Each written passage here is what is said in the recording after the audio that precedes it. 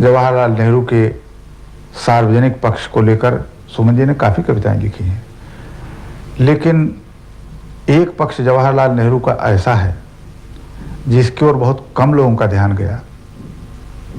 जवाहरलाल नेहरू ने अपनी पत्नी कमला जी की मृत्यु के बाद उनकी अस्थियां थोड़ी सी बचा के रखी थी, और वो इसलिए कि स्वयं पंडित जी अपने देहावसान के बाद जो अस्थियां उनकी बचेंगी उनके साथ दोनों का प्रवाह संगम पर एक साथ हो। कल्पना बड़ी रोमांटिक मालूम होती है, लेकिन इससे नेहरू के व्यक्तित्व की एक कुंजी का पता चलता है। सुमन ने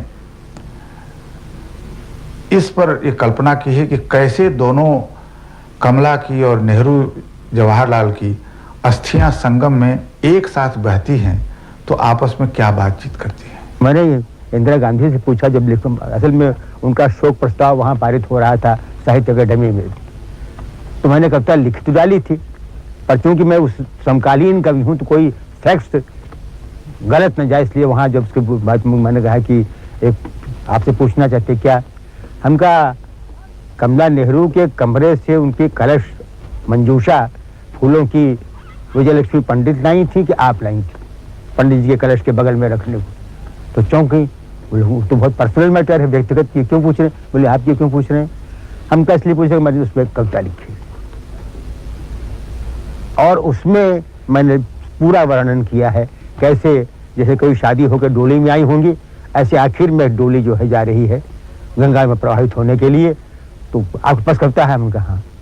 हमने सुनाइएगा, तो वही हमने साहित्य एकदम सुनाया। वो धारा आंसू के बन गई थी, छप छप छप छप छप छप, अरे यहाँ पानी, अरे यहाँ पानी है, जनरव का ज्वार या त्रिवेणी का कोलाहल, जनरव का ज्वार या त्रिवेणी का कोलाहल, समझ गई संगम है संगम है, समझ गई संगम है, यहाँ सभी मिलते हैं नारी नर पुण्य पाप वर और शाप, संगम है गंगा का जमुना का गत आगत अधुना का, सतरज और तम की सम्मिलित हिलोर सी और सरस्वती सिसक रही है यहाँ विभोर सी।